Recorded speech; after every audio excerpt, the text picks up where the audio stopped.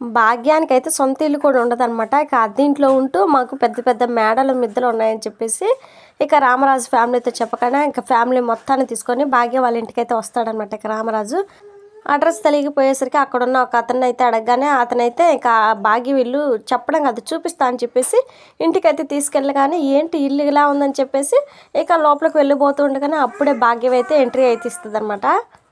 అన్నయ్య గారు ఏంటి ఇక్కడ ఉన్నారని చెప్పేసి అంటదనమాట. ఇంకా రామరాజు అయితే ఇంట్లోకి వెళ్లకుండా అక్కడే ఆగి ఇదే అంటగా మమ్మీ ఇల్లు అని చెప్పేసి కానీ ఇది మా ఇల్లు ఎవరు చెప్పారని చెప్పేసి అనగానే ఇంకా ఇల్లు అడ్రస్ చెప్పిన అతన్ని అయితే చూపిస్తారనమాట.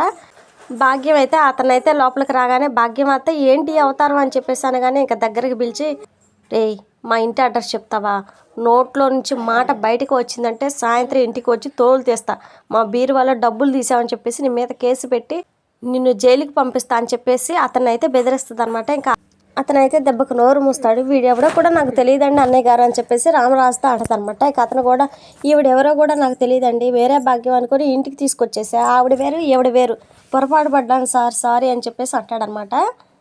నీ దుంపతేగా కంగారు పెట్టావు కదా అని చెప్పేసి అంటాడనమాట రామరాజు. ఇక భాగ్యం అయితే మా ఇల్లు అటు కాదు అన్నయ్య గారు ఇటు రండి రండి ఇంటికి వెళ్దా అని చెప్పేసి అంటదనమాట.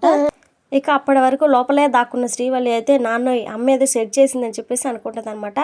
ఇక భాగ్యం అయితే తొందరగా మీరు గెటప్ మార్చుకొని వచ్చేయండి అని చెప్పేసి వాళ్ళకైతే సైక్ చేస్తుంది అనమాట. ఇక శ్రీవల్లి అయితే నాన్న అమ్మ మనల్ని త్వరగా రెడీ అయ్యి రమ్మని చెప్పేసి చెప్తుంది.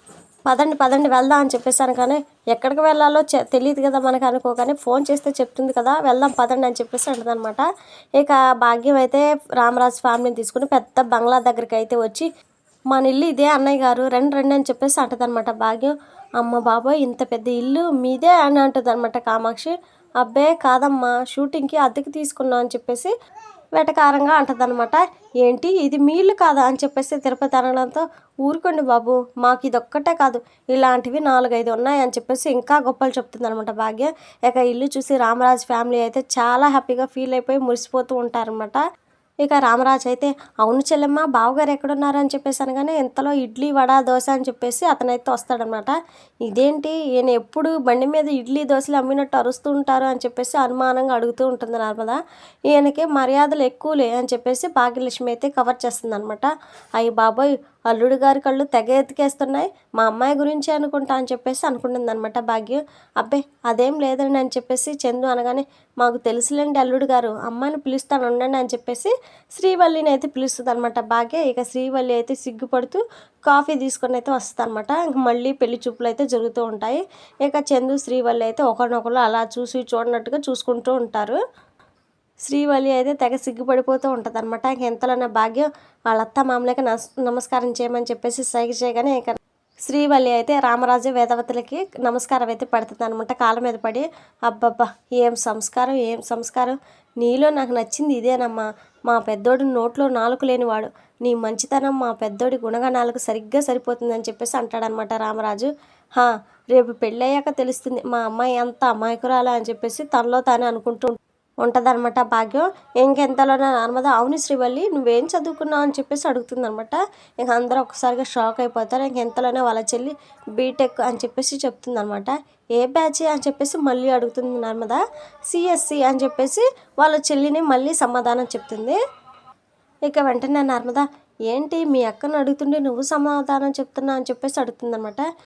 ఇక వెంటనే భాగ్యం ఎందుకంటే పెళ్లి కూతురు కాబట్టి, పెళ్లి కొడుకు ముందు ఆ మాత్రం సిగ్గు ఉండదా ఏంటి, నువ్వంటే లేచిపోయి పెళ్లి చేసుకున్నావు, నీకు ఇలాంటివి ఏం తెలియలే అని చెప్పేసి అంటదనమాట.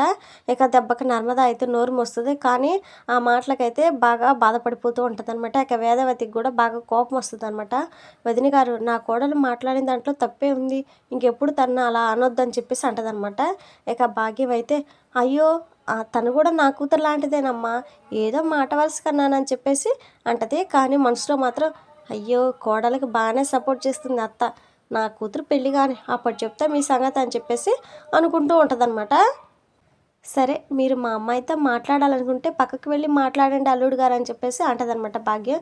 ఇక చందు అయితే వెళ్ళాలా వద్దని చెప్పేసి రామరాజు వైపు అయితే చూస్తాడనమాట. ఇక రామరాజు వెళ్ళు అని చెప్పేసి సైగ చేయడంతో ఇక శ్రీవల్లితో కలిసి మాట్లాడటానికి అని చెప్పేసి వెళ్తాడనమాట చందు.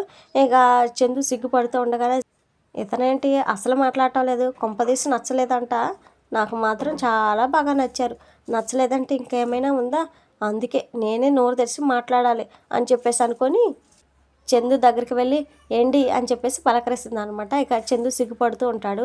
ఏంటి మీరు నాకు మొదటి చూపులోనే నచ్చేశారు.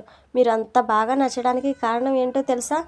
మీరు కూడా నాలాగే పెద్ద అమాయకులు, నాలాగే నోరు తెచ్చి ఏం మాట్లాడలేరుగా అని చెప్పేసి అంటదనమాట. ఇక పెద్దోడి వైపు అలానే చూస్తూ ఉంటుందన్నమాట. ఇంకా ఆ చూపులకు తట్టుకోలేక చందు కూడా చూస్తూ ఉంటారు. ఇద్దరు ఒకరి కళ్ళల్లో ఒకళ్ళకి చూసుకుంటూ ఉంటారనమాట. ఇక అప్పుడు చందు అయితే నీ పేరేంటి అని చెప్పేసి అడుగుతాడనమాట. ఇక శ్రీవల్లి నా పేరు కూడా గుర్తులేదా, మర్చిపోయారా అని చెప్పేసి ఇంకా అంటదనమాట. ఇంకా పెద్దోడైతే అయ్యో ఆ రోజు టెన్షన్లో సరిగా వినలేదని చెప్పేసి అంటాడు. ఇంకా ఆ మాటతో శ్రీవల్లి అయితే శ్రీవల్లి మీరు మాత్రం శ్రీ అని పిలవండి అని చెప్పేసి అంటదనమాట. మనలాగే మన పేర్లు కూడా భలే కలిసిపోయాయండి అని చెప్పేసి సిగ్గుపడిపోతూ ఉంటుందన్నమాట. ఇక చందు అయితే నవ్వగానే మీరు నవ్వితే ఎంత బాగున్నారో తెలుసా? అవును మీకు లవ్ స్టోరీలు ఏమైనా ఉన్నాయా అని చెప్పేసి అడుగుతుందనమాట. ఇంకా లేవు అని చెప్పేసి చందు అయితే చెప్తాడు. అమ్మయ్య నా మనసులో ఉన్న భయాలన్నీ పోయాయి. అయినా మీ గతం గురించి నాకు అనవసరం, మీతో భవిష్యత్తే నాకు ముఖ్యం అని చెప్పేసి శ్రీవల్లి అయితే అంటదనమాట. ఇలా చందు శ్రీవల్లి పెళ్లి చూపులు అయితే జరుగుతాయి. ఇది ఫ్రెండ్స్, మరి ఇవాళ వీడియో నచ్చితే తప్పకుండా లైక్ చేయండి. మరిన్ని వీడియోస్ కోసం మన ఛానల్ని సబ్స్క్రైబ్ చేసుకోండి.